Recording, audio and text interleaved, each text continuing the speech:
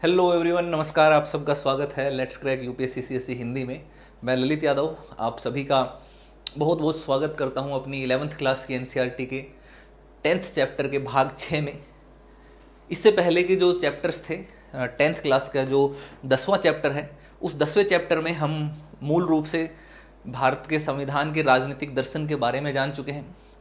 उसकी कुछ प्रमुख विशेषताएं जैसे स्वतंत्रता, सामाजिक न्याय, धर्मनिरपेक्षता, इनके संदर्भ में जान चुके हैं। और इनके संदर्भ में हमने ये भी जाना कि पश्चिमी विचारधारा क्या कहती है और भारतीय परिप्रेक्ष्य में इनको कैसे अपनाया गया।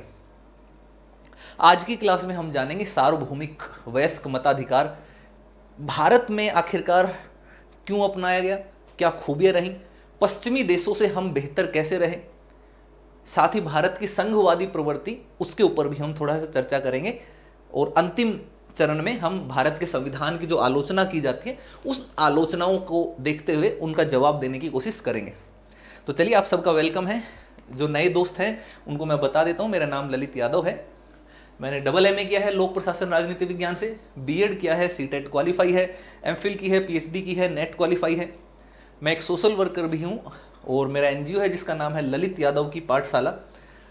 अगर आप सच में सोसाइटी में रियल चेंज देखना चाहते हैं, अकेले दम पर कि कैसे समाज में बदलाव लाया जा सकता है, तो अगर आप सोशल मीडिया यूज़ करते हैं, फेसबुक, यूट्यूब, इंस्टाग्राम, तो ललित यादव की पाठशाला को फॉलो करना और देखना कि कैसे लोगों की ज़िंदगी बदली गई अकेले दम पर।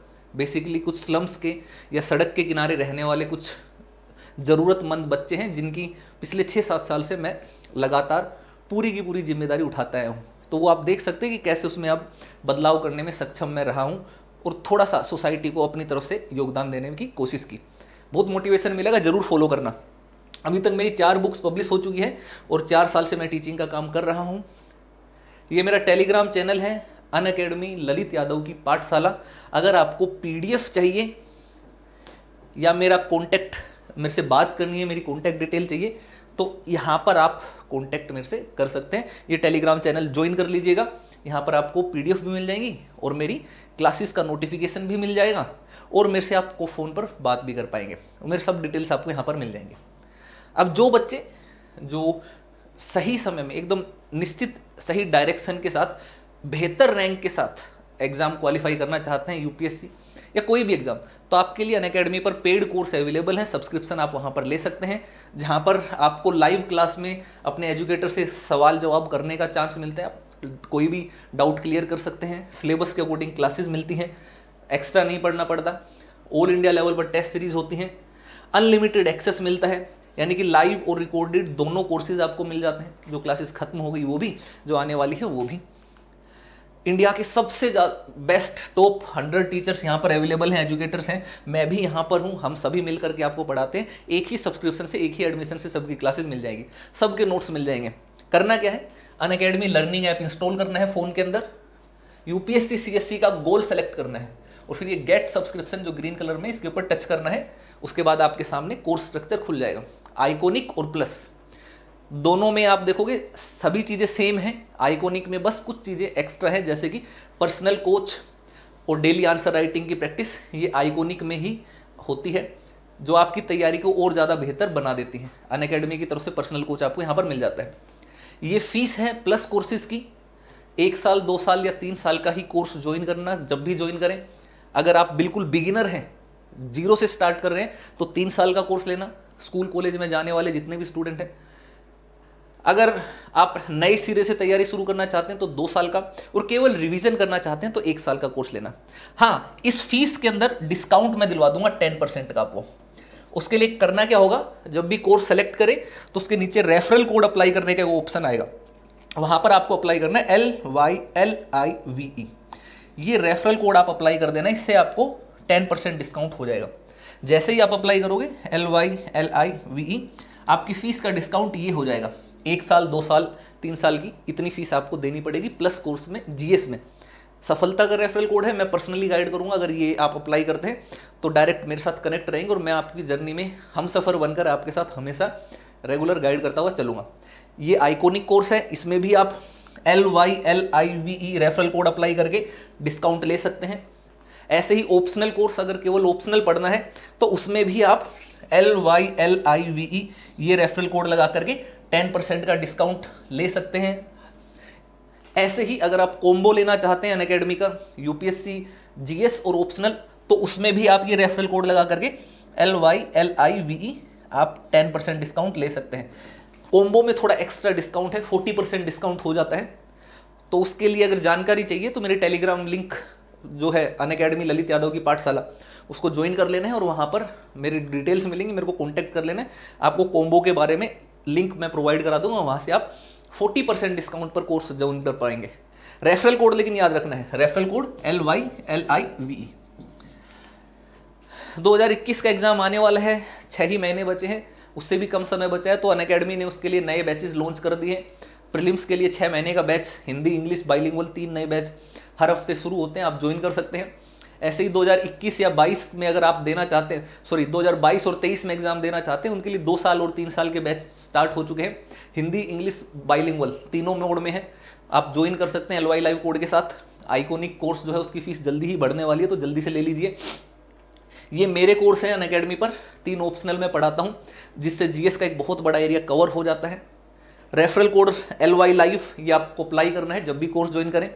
स्पेशल क्लासेस देखनी है अनअकैडमी पर, फ्री क्लासेस हैं, पॉलिटी मैंने उसमें कंप्लीट करवा रहा हूँ, तो वो भी आप ज्वाइन कर सकते हैं अनअकैडमी के ऐप पर। लेकिन फ्री एक्सेस के लिए भी आपको ये कोड लगाना पड़ेगा, LYLIVE। इस कोड को याद रखना है, सारी समस्याओं का समाधान जो है इसी कोड में है, सभी टीचर्स की क्लास इसी कोड के अंदर है। तो ये कोड याद रखना है, जब भी ज्वाइन करो तो इसी रेफरल कोड को अप्लाई करो। जहाँ पर भी मांगे रेफरल कोड तो LYLIVE अप्लाई कर देना है। ये टेलीग्राम चैनल है अनअकैडमी ललित यादव की पाठशाला, PDF के लिए ज्वाइन कर लीजिएगा इसको। PDF आपको यहाँ से मिल जाएगी और मेरी कॉन्टैक्ट डिटेल्स भी मिल जाएंगी। चलिए तो आगे बढ़ते हैं। हाउस द जोश, कैसे है भाई जोश आप सबका? एक हाई जोश के साथ, थोड़ा ठंड ज़्यादा है तो इसी चक्कर में यहाँ पर थोड़ी एक्स्ट्रा प्रोटेक्शन ले रखी है कि तबीयत ख़राब ना हो जाए, क्योंकि पिछले काफ़ी समय से तबीयत उतनी अच्छी है नहीं, लेकिन क्योंकि क्लासेस एज ए टीचर हमें पूरी करनी है तो हम कोशिश कर रहे हैं कि आपको कम से कम अपनी तरफ से जितना एफर्ट दे सके, जितनी क्लासेस दे सके उतना दे। लाइक शेयर करते चले जाना है। आप शेयर नहीं करते हैं तो हमें भी थोड़ा दर्द होता है, बुरा लगता है कि इतनी मेहनत से आते हैं आपके लिए पढ़ाने के लिए, सारी चीज़ें कराने के लिए, और आप उसी को शेयर नहीं करते हैं, तो उसका को फिर लगता है कि क्या यार क्यों पढ़ा रहे हैं फिर, है ना। जब ज़्यादा लोगों को इंटरेस्ट ही नहीं है, देख ही नहीं रहे, तो फ़ायदा क्या। तो उसको शेयर करो ज़्यादा से ज़्यादा लोगों तक, ताकि हमारा मोटिवेशन भी बना रहे और हम भी रेगुलर आकर के आपको क्लासेस दे सके। चलिए बात करते हैं भारत के संविधान की प्रमुख विशेषताओं की। हम बात कर रहे थे, एक और जो सबसे बड़ी विशेषता है उसको हम बोलते हैं सार्वभौमिक मताधिकार। अब इसका मतलब क्या है सार्वभौमिक मताधिकार का, इसको समझिए। जब भारत में अगर हम बात करते हैं तो सार्वभौमिक मताधिकार का मतलब होता है कि सबको वोट करने का अधिकार हो। ठीक है, 2 तरीके की, ध्यान रखिए यहां पर टर्मिनोलॉजीज है जिसके बीच में अंतर करना आपके लिए जरूरी है, तो उसके लिए मैं आपको यहां पर बता देता हूं लिख करके। 2 टर्मिनोलॉजीज होती है, एक जिसको हम बोलते हैं सार्वभौमिक मताधिकार, दूसरा जिसको हम बोलेंगे सार्वभौमिक वयस्क मताधिकार। ठीक है, इन दोनों को समझने की आवश्यकता है। सार्वभौमिक मताधिकार का मतलब है सभी को वोटिंग का अधिकार, सभी को, और सार्वभौमिक वयस्क मताधिकार का मतलब है केवल वयस्क, केवल वयस्क, केवल वयस्क नागरिकों को वोटिंग का अधिकार, नागरिकों को। भारत में आप देखोगे, आप वोट डालने जाते हैं, क्या आपको जाति, धर्म, भाषा, लिंग, क्षेत्र के आधार पर रोका जाता है कि भाई तुम वोट नहीं डाल सकते, तुम फलाना फलाना धर्म के हो, तुम्हें वोट नहीं डालने दिया जाएगा, तुम फलाना फलाना जाति के हो, तुम्हें वोट नहीं डालने दिया जाएगा? क्या ऐसा होता है? नहीं होता है। क्यों नहीं होता है? उसके पीछे का कारण क्या है? क्या पूरे विश्व में यही व्यवस्था है? क्या पूरे विश्व में इसी प्रकार की व्यवस्था प्रारंभ से ही बनी हुई है? भारत ने ऐसा खास क्या कर दिया? तो इन सब चीजों को, ये सारे के सारे सवाल आपके दिमाग में आने चाहिए। हम भारत की बात करते हैं तो भारत में सार्वभौमिक वयस्क मताधिकार है, जिसको हम बोलते हैं यूनिवर्सल अडल्ट फ्रेंचाइजी, जिसका मतलब यह है कि 18 वर्ष से अधिक उम्र के जितने भी लोग हैं, जो नागरिक हैं भारत के, रजिस्टर्ड वोटर लिस्ट में जिनका नाम है, पंजीकृत मतदाता हैं, वो किसी भी इलेक्शन में भारत के वोट डाल सकते हैं। सार्वभौमिक वयस्क मताधिकार इसमें आता है। और उनके साथ जाति, धर्म, भाषा, लिंग, क्षेत्र, जेंडर, किसी भी आधार पर कोई भी भेदभाव नहीं किया जाएगा। लेकिन परिस्थितियां जो आज आपको देखने को मिलती हैं, क्या हमेशा से ऐसी परिस्थितियां थी? नहीं मेरे दोस्त, हमेशा से ऐसी परिस्थितियां नहीं थी भारत में। याद करो वो समय जब हम अंग्रेजों की अधीनता में थे। वोटिंग करने का अधिकार तो छोड़ो मेरे दोस्त, आपको बोलने तक का भी अधिकार नहीं था। और आप सभी को पता है कि जब भारतीयों ने अंग्रेजों से स्थानीय शासन, अपना शासन खुद करने की मांग रखी, तो धीरे धीरे कुछ कुछ अलग अलग समय पर कुछ कुछ एक्ट आए। जैसे 1909 का एक्ट आया, मार्ले मिंटो सुधार बोलते हैं।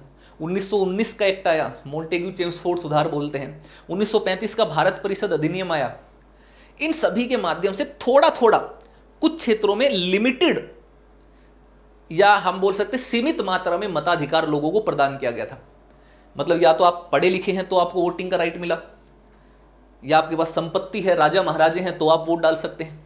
इस तरीके की व्यवस्था अंग्रेजों के समय में देखने को मिली। या अगर आप केवल यूरोपियन हैं, ब्रिटेन के हैं, तो आप वोट डाल सकते हो किसी भी मामले में, बाकी नहीं डाल सकते। तो इसका मतलब भारत की बहुसंख्यक जनसंख्या अपने मताधिकार, अपनी मर्जी से किसी को भी राय देने की शक्ति उनके पास नहीं थी। तो ऐसी परिस्थिति में क्या आपको लगता है कि एक जिम्मेदार सरकार बन पाएगी? एक प्रतिबद्ध गवर्नमेंट, डेडिकेटेड गवर्नमेंट जो लोगों के हितों के लिए काम करे, लोगों की भलाई के लिए काम करे, क्या ऐसा चुनी जाने का संभावना रहेगी? बिल्कुल नहीं रहेगी। ऐसे में केवल कुलीन तंत्र की सरकार हो जाएगी, कुछ ही लोगों के लिए द्वारा चुनी गई सरकार, जो केवल उन्हीं कुछ लोगों के लिए काम करेगी, बाकी लोगों के लिए नहीं करेगी। तो ऐसी व्यवस्था में जो ज्यादातर लोग थे उनके अधिकारों का तो हनन हो गया। अब वो लोग क्या करें? उन लोगों का विकास कैसे हो? वो लोग शासन में भागीदारी कैसे करेंगे? जबकि लोकतंत्र, डेमोक्रेसी क्या कहती है? लोकतंत्र तो ये कहता है for the people, by the people, to the people, है ना? To the people, for the people, by the people. लोगों का, लोगों के लिए, लोगों के द्वारा किया जाने वाला शासन लोकतंत्र कहलाता है। लेकिन यहां पर तो लोग दिखे ही नहीं। सभी लोग कहां? लोकतंत्र का मतलब यह भी होता है कि समाज के अंतिम व्यक्ति को, आखिरी व्यक्ति को भी सत्ता में भागीदारी मिले।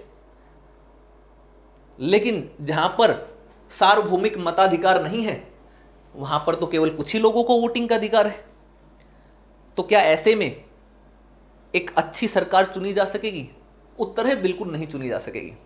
भारत में ऐसी परिस्थितियां थी और भारत के संविधान निर्माता इन सब चीजों से बहुत अच्छे से परिचित भी थे कि भारत में अंग्रेजों ने जिस तरीके से फूट डालो और शासन करो की नीति अपनाई और उसके तहत केवल कुछ ही लोगों को वोट डालने का अधिकार दिया, बाकी लोगों को, बहुसंख्यक लोगों को वोट डालने का अधिकार नहीं दिया, ऐसी प्रवृत्ति अगर रही तो भारत एक लोकतांत्रिक देश नहीं बन पाएगा, विकास नहीं कर पाएगा। किसी भी देश की उन्नति में वहां के सभी नागरिकों की सामूहिक भागीदारी होना बहुत जरूरी है।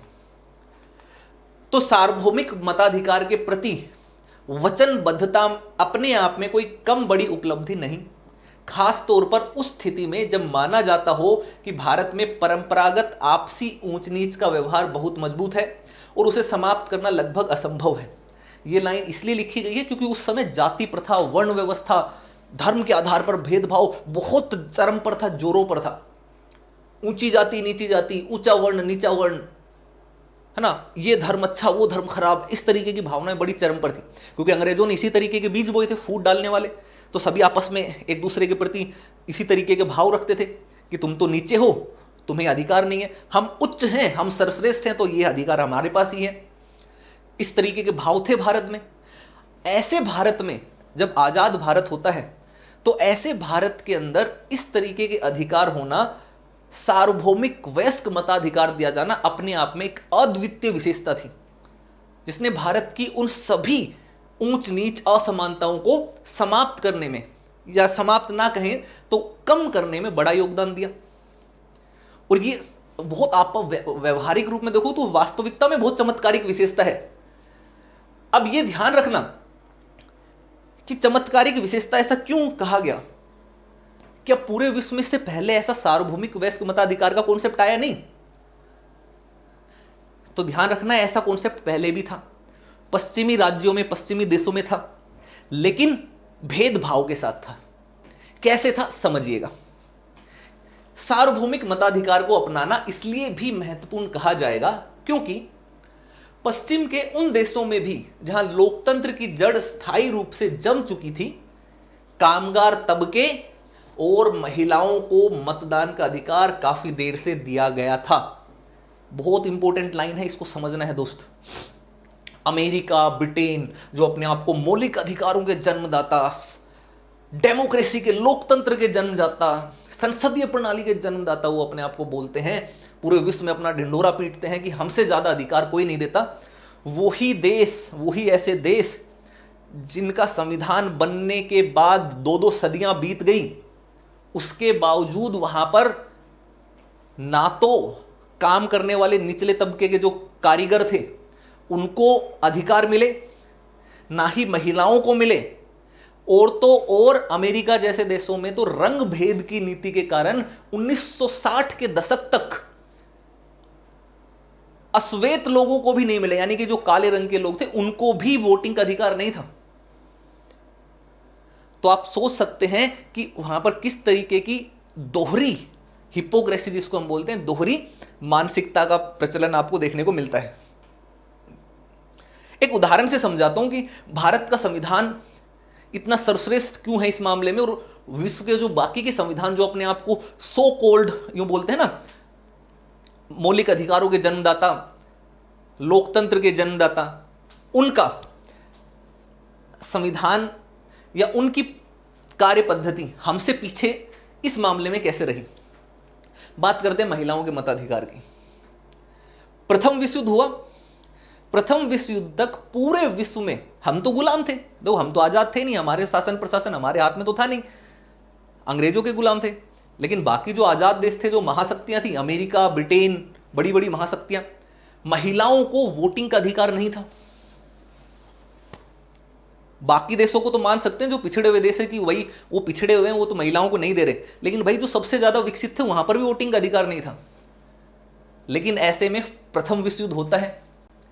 प्रथम विश्व युद्ध होने के बाद, जब प्रथम विश्व युद्ध में जितने भी सैनिक होते हैं सभी लोग युद्ध में लड़ने चले जाते हैं, जितने भी जो पुरुष होते हैं वो युद्ध लड़ने चले जाते हैं, भारी संख्या में घायल होते हैं, मरते हैं, करोड़ों की संख्या में घायल, करोड़ों की संख्या में मृत्यु होती है। तो ऐसे में सैनिकों की कमी पड़ती है, तो सभी देश अपने अपने कामगार, मजदूर, स्कूल में पढ़ने वाले विद्यार्थी, उनको सेना में भर्ती करके युद्ध लड़ने के लिए बुलाते हैं।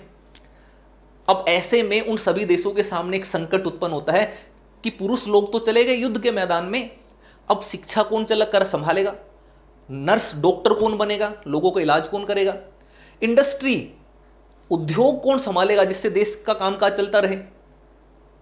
तो ऐसे में स्वाभाविक सा ऑप्शन था, महिला ही बची थी, तो महिलाएं आगे आई, उन्होंने वो काम करना शुरू किया। उन्होंने पुरुषों से ज्यादा बेहतर तरीके से प्रशासन संभाला, स्कूली शिक्षा संभाली, कॉलेज की शिक्षा संभाली, डॉक्टरी नर्सिंग का काम संभाला, इंडस्ट्री जिसको पुरुषों का गढ़ माना जाता था उसको संभाला, उनसे ज्यादा बेहतर उत्पादन करके दिखाया। और जब प्रथम विश्व युद्ध समाप्त होता है तो पूरे विश्व ने जाना कि महिलाएं किसी भी मामले में पुरुषों से कम नहीं है, और उसी समय महिलाओं ने भी जाना कि वो भी किसी मामले में पुरुषों से कम नहीं है।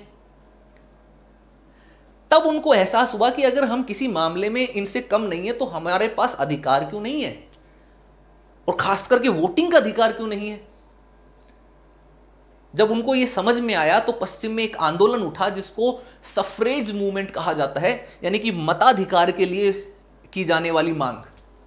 और उस आंदोलन के उठने के बाद तब जाकर के 1920 और 1928 में अमेरिका और ब्रिटेन ने अपने अपने देश में महिलाओं को वोटिंग के अधिकार दिए। और शुरुआत में सभी महिलाओं को नहीं दिए, कुछ को दिए, लेकिन धीरे धीरे 1-2 साल के अंतराल में वहां पर सार्वभौमिक वयस्क मताधिकार लागू हो गया, यानी कि हर पुरुष और बच्चे को उनकी उम्र के हिसाब से मताधिकार दिया गया। तो सोचो, अमेरिका में 18वीं सदी में संविधान बन चुका था।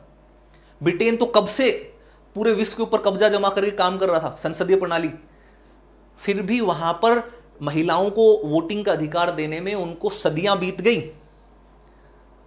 और भारत 1947 में आजाद हुआ, 3 साल के अंदर अंदर संविधान बनाया, और जैसे ही संविधान बनाया, लागू किया, पहले दिन से भारत में सभी को बराबर अधिकार, फिर चाहे वो महिला हो चाहे पुरुष हो, उम्र के आधार पर सबको वोटिंग का अधिकार दिया गया। ना किसी को जाति, ना पाति, ना रंग, रूप, लिंग, धर्म, भाषा, शिक्षा, कोई आधार नहीं, सबको मिटा दिया और सभी लोगों को समान मानते हुए सबको सार्वभौमिक वयस्क मताधिकार दिया गया। इसका मतलब यह कि भारत के नागरिक होने के नाते जो भी व्यक्ति, उस समय की बात कर रहा हूं, 1950 में जब संविधान लागू हुआ था, मूल संविधान की बात कर रहा हूं, 21 वर्ष की उम्र प्राप्त कर लेते थे, चाहे वो स्त्री हो या पुरुष हो। और भारत में वोटिंग लिस्ट जो आती है, वोटर लिस्ट आती है, उसमें अपना नाम पंजीकृत करा चुके थे, वो सभी वोट डाल सकते थे भारत के किसी भी इलेक्शन में जहां पर वो वोट डालने के लिए एलिजिबल है। जैसे कि लोकसभा, विधानसभा, उनमें वो वोट डालने के लिए एलिजिबल थे। ठीक है, तो वो वोटिंग का अधिकार उनको दिया गया। खूबसूरती देखिए, हम इतनी सदियों तक गुलाम रहे अंग्रेजों के, लेकिन जब हम उनकी आजादी से छूटे तो हमने उनसे कहीं ज्यादा बेहतर, अच्छा संविधान अपना बनाया, और पहले दिन से हमने सभी को इक्वल राइट्स दिए। जो अमेरिका और ब्रिटेन ढिंडोरा पीटते थे अपने आप को अधिकारों के रक्षक, अधिकारों के जन्मदाता, संसदीय प्रणाली, लोकतंत्र के जन्मदाता, उन सब के मुंह के ऊपर एक गहरा तमाचा था भारत के द्वारा पहले दिन से सभी लोगों को समान मानते हुए वोटिंग का अधिकार दिया जाना। अब यही बात नहीं, एक और देखिए, अमेरिका में हमारा संविधान लागू हो जाने के बावजूद, उसके बाद की घटना बता रहा हूं मैं, किसमें? अमेरिका में, जो कि सबसे बड़ी सुपर पावर था उस समय। दूसरा विश्व युद्ध समाप्त हो चुका था, अमेरिका सबसे बड़ी सुपर पावर के रूप में उभर करके आया। 1960 के दशक के मध्य तक वहां पर काले लोगों यानी अश्वेत लोगों के साथ रंग भेद की नीति इतनी जोर से, इतनी चरम पर थी कि उनको एकदम किनारे करके रखा जाता था। ना तो वोटिंग का अधिकार था, ना ही बाकी अन्य कोई अधिकार थे। सार्वजनिक परिवहन उनके लिए अलग होता था, हॉस्पिटल अलग होते थे, रेल बस स्टॉप पर रहने की जगह सब कुछ अलग होती थी, बस्तियां अलग होती थी। गोरे लोगों की बस्तियों में परमिट मांग करके काम करने जाना पड़ता था, इस तरीके की व्यवस्था थी। वहां पर सिविल राइट मूवमेंट चला। बहुत लंबे संघर्ष के बाद 1960 के दशक के मध्य में जाकर के वहां के अश्वेत लोगों को उनका अधिकार मिला, और अमेरिका ने वहां पर राइट टू वोट अश्वेत लोगों को दिया, काले रंग के लोगों को दिया। तो सोचो, अमेरिका ने सदियों के बाद वहां पर अपने ही नागरिकों को 1965 तक भेदभाव के साथ रखा, वोटिंग के अधिकार से वंचित रखा। लेकिन हमारा भारत, हम भारत देश, हमारा भारत महान, हमने आजाद होते ही पहले ही दिन से सभी को वोटिंग का अधिकार दिया, सभी नागरिकों को वोटिंग का अधिकार दिया जो 21 वर्ष की उम्र पार कर चुके थे। किसी को भी किसी भी आधार पर रोक टोक नहीं, चाहे कैसे रंग के हो, कैसे धर्म के हो, कैसे कपड़े पहनते हो, कैसी भाषा बोलते हो, कैसे भी एजुकेशन रखते हो, कैसी भी संपत्ति रखते हो, किसी भी धर्म के हो, कुछ भी हो, कोई फर्क नहीं पड़ता। आप भारत के नागरिक हैं, 21 वर्ष की उम्र पार कर चुके हैं, आपके पास अधिकार है कि आप वोट डाल सकते हो। तो एक अद्वितीय विशेषता ही हुई ना हमारे संविधान की, कि पूरे विश्व के लोगों से, पूरे विश्व के संविधानों से तुलना अगर करें तो हमारे संविधान ने पहले ही कदम में बाजी मार ली, और उसी का परिणाम हुआ कि हमारे सभी लोग एक साथ एक दूसरे के अंदर समानता की भावना रखते हैं। आज के टाइम में आप देखोगे तो जब राइट टू वोट की बात करते हैं, अभी बहुत सारे लोग कहेंगे सर वोटिंग की उम्र तो 18 है। हाँ बिल्कुल सही है, 18 ही है और वोटिंग की उम्र, लेकिन मैं संविधान बनने के समय की बात कर रहा हूँ। उस समय वोटिंग की उम्र 21 साल थी दोस्त, ध्यान रखिए। जब मूल संविधान था, इसको याद रखना है, जब हमारा मूल संविधान बना, जब हमारा मूल संविधान था तो मूल संविधान में 21 वर्ष की उम्र थी। किसकी? वोटिंग की उम्र। लेकिन 61वें संविधान संशोधन, 61वें संशोधन कब हुआ? ये 61वां संशोधन हुआ 1988 में। लागू कब हुआ? 1989 में। वोटिंग की उम्र 18 वर्ष कर दी गई। 21 वर्ष से घटा करके 18 वर्ष कर दी गई। अब 18 वर्ष की उम्र में ही आप वोट डाल सकते हैं। ये मान लिया जाता है कि परिपक्व हो गया है, अब बच्चे समझदार हो गए हैं। और इस उम्र में वैसे भी बाकी सभी बच्चे अपने आप को सबसे ज़्यादा समझदार समझते हैं, अपने से अलावा किसी और को तो कुछ समझते ही नहीं है। उनको लगता है कि दुनिया में वही है।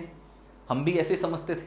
उम्र का ही तकाजा ऐसा है कि दुनिया सामने अपने फीकी पड़ती है, लगता है हम ही हम हैं, बाकी सब पानी कम है। तो उनको भी चुनने का मौका दे दिया गया। तो ये एक बहुत बड़ा बदलाव और बहुत बड़ी विशेषता आपको यहां पर देखने को मिलती है। ठीक है, चलिए अब आगे बढ़ते हैं। एक बार राष्ट्र के विचार ने समाज के अभिजात्य तबके में जगह बना ली तो इसके परिणाम स्वरूप लोकतांत्रिक स्वशासन का विचार भी पनपा।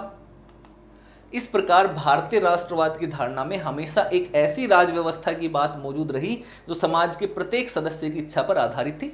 सेम चीज मैंने बता दिया कि अंग्रेजों के अत्याचार, पुराने समय की जो भेदभाव थे, उन सब से हमने प्रेरणा लेते हुए समझ में आया कि हमारे संविधान में सभी लोगों को एक अधिकार, बराबर अधिकार होना चाहिए कि सब लोग समानता से अपने आप को अपने आप को समान समझे, और समान समझे ही नहीं बल्कि उसके साथ साथ अपने आप को गौरवान्वित भी महसूस करें कि हम ऐसे देश के नागरिक हैं जिसे उनको अपना शासक चुनने का अधिकार खुद है, और वो शासक चुनने में उनकी स्वतंत्र भागीदारी है। कोई भी उनके साथ भेदभाव नहीं कर सकता। आप जब भी वोट डालने का अधिकार देखोगे तो सभी को बराबर अधिकार है। भारत का प्रधानमंत्री अगर वोट डालेंगे तो भी वो एक ही वोट डाल सकते हैं, और सड़क किनारे हमारे गोलगप्पे बेचने वाले भैया हैं वो भी एक ही वोट डालेंगे। ऐसा तो है नहीं कि गोलगप्पे वाला जो है कम आय है तो वो कम वोट डालेगा, और मुकेश अंबानी, अनिल अंबानी, अडानी लोग हैं वो अरबपति खरबपति हैं तो वो 10, 15, 20 वोट डाल करके आएंगे।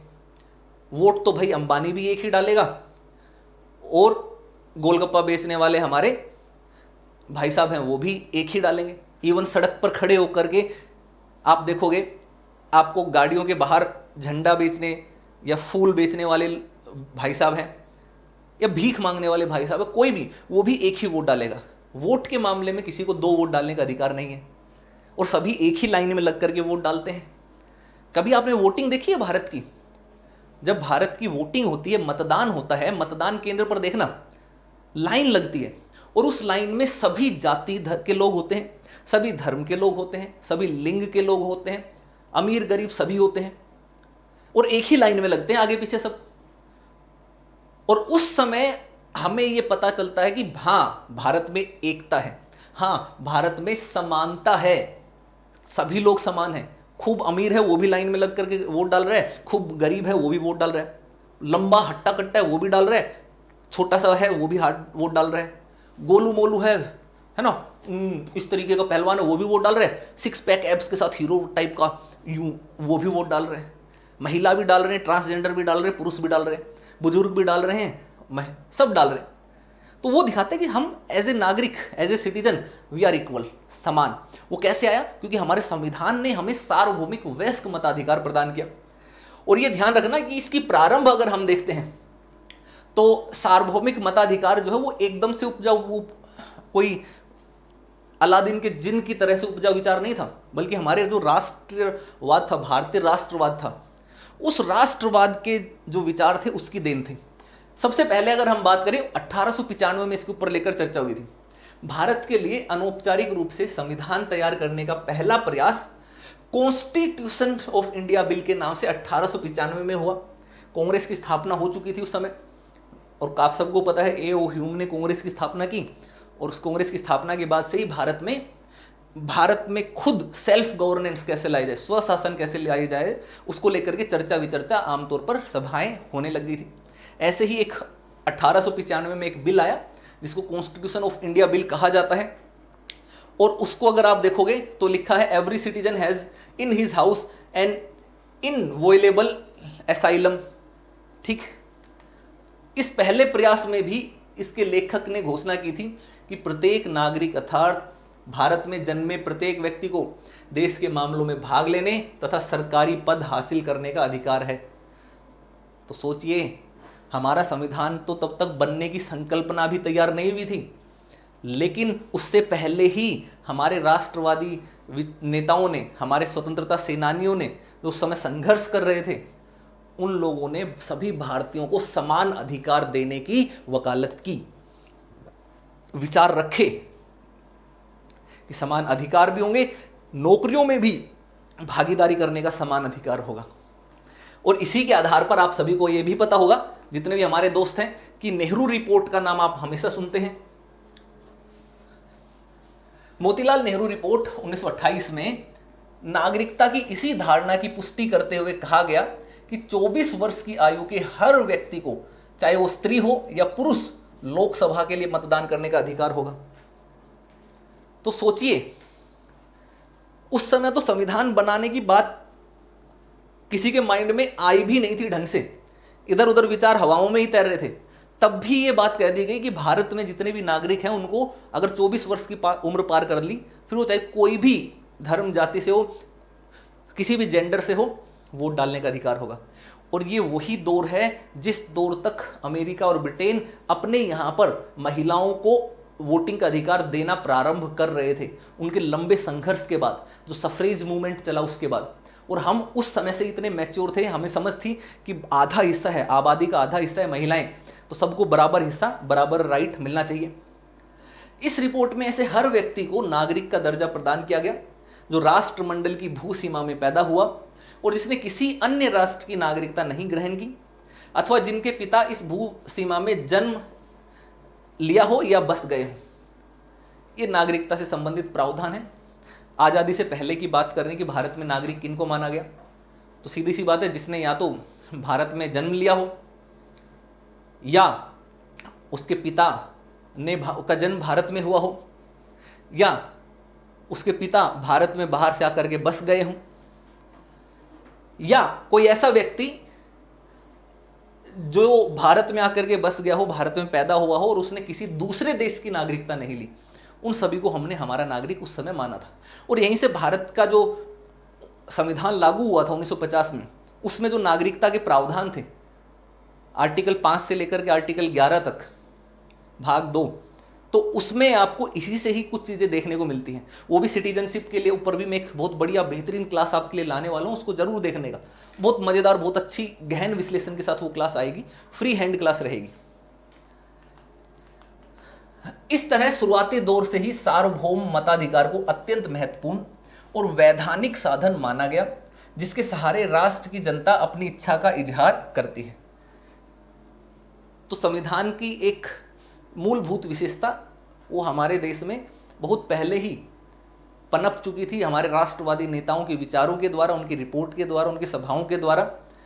और इसको एक ऐसा साधन माना गया कि जिसके सहारे जो हमारे देश की जनता है वो अपने आप को अभिव्यक्त कर सकती थी, अपने आप को समान समझ सकती थी, अपने आप को शक्तिशाली, पावरफुल समझ सकती थी। अब ये बच्चा आ गया, प्यारा सा बच्चा, बेहतरीन, मासूम, अच्छा, नन्हा मुन्ना राही, हमारा देश का सिपाही।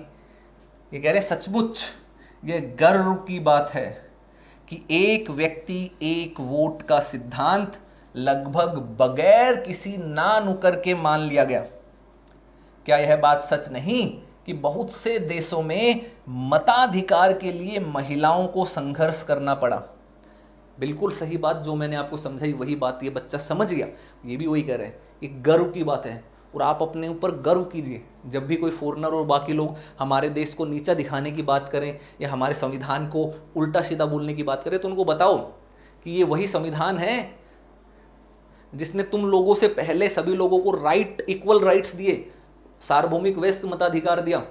जब तुम्हारे यहाँ पर संविधान बने 2-2 सदियां बीत गई थी, उसके बावजूद वहाँ पर आपके नागरिक संघर्ष कर रहे थे वोटिंग का अधिकार पाने के लिए। हमारे देश में नागरिकों को वोटिंग के अधिकार के लिए, समानता के अधिकार के लिए आज़ाद होने के बाद संघर्ष नहीं करना पड़ा। संविधान ने सबको लागू होते ही बराबर अधिकार दे दिए थे।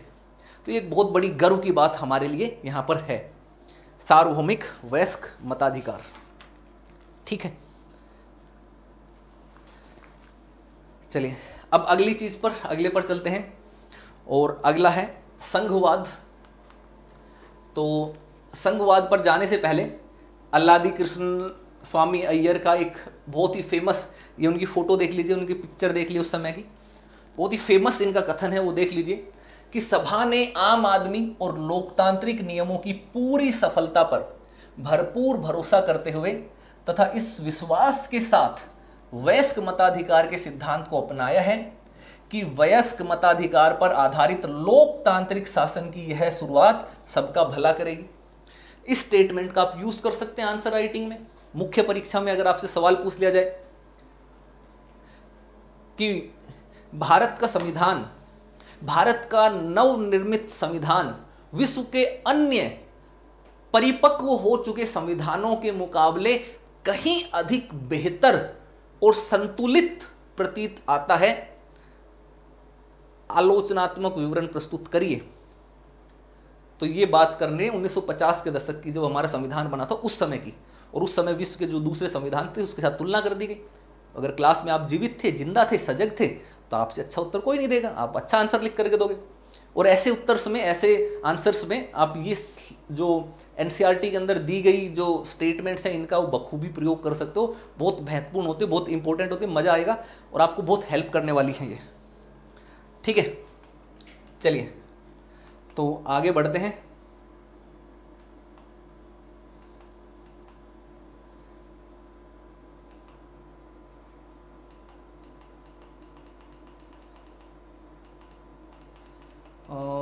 ये शायद, हाँ ये शायद गलती से इधर बीच में आ गया, आलोचना है, इसको हम थोड़ा सा बाद में क्लियर कर लेंगे। ठीक है, 1 मिनट दीजिए जरा।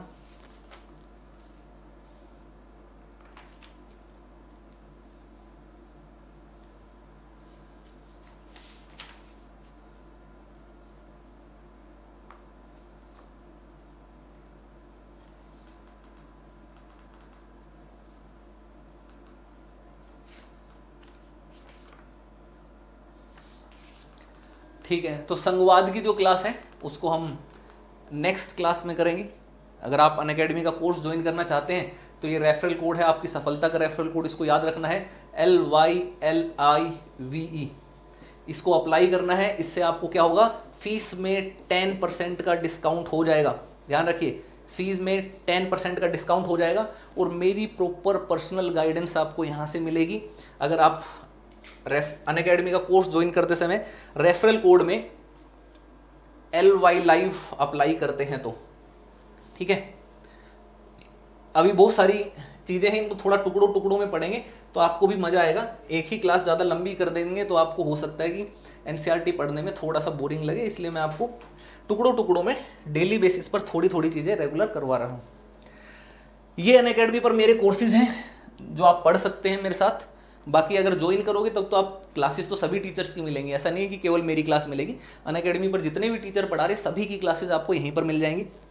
ये जीएस का लगभग 60% एरिया आपका कवर हो जाता है अगर आप मेरे साथ इस रेफरल कोड से आते हैं LYLIVE, तो केवल इतना एरिया आपको मेरे ही कोर्स से पूरा हो जाएगा।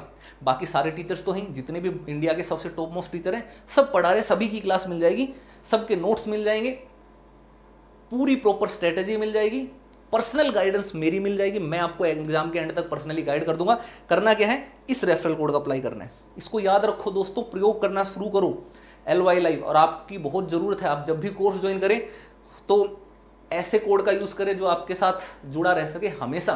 पर्सनली आप मेरे से डायरेक्ट बात भी कर सकते हैं।